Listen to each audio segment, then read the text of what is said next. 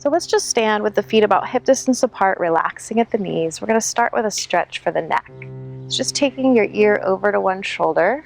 Take a second to just reach one arm across your chest. We're going to gently guide it with one hand. Just pulling on that wrist, stretching across your upper back. Let your chin fall down towards the chest. Getting a little side stretch at the same time.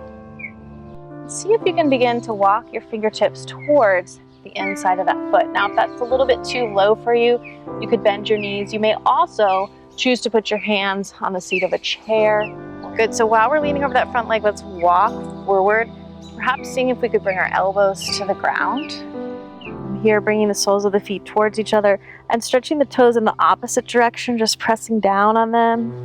So for our dynamic stretch routine, we're going to be moving a little bit more through a broader range of motion, just really hoping to open up the body, increase functional flexibility. The spine hinged forward and long. We're going to add a rotation through the torso. So I want you to bring your opposite hand either towards your thigh, your knee, your shin, or maybe your toes. Take it to the other side. Again, you find the degree of rotation that's working best for you. Just open and turn the torso towards that back leg, maybe gazing up to that top hand. Slowly untwist back. Now let's rotate towards the front arm, turning away from the back leg. So this dynamic stretch routine is a great way to start your day, to wake up the body. You could also use this as a nice extended warm-up before your workout if you're feeling extra stiff on a certain day.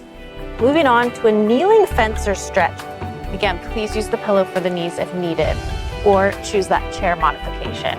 So we're gonna step the foot out from here.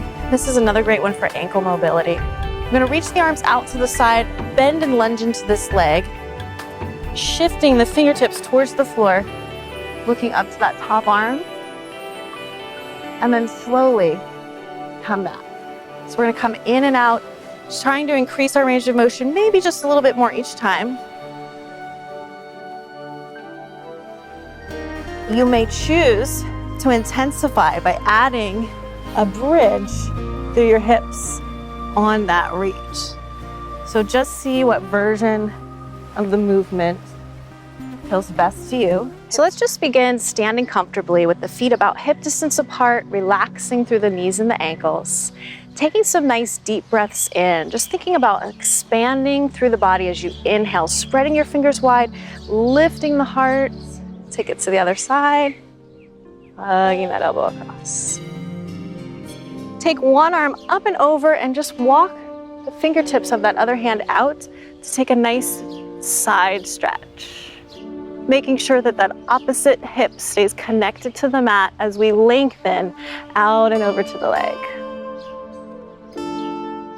Keeping the top knee bent in front of our hip, you can just place your hand underneath your head for support.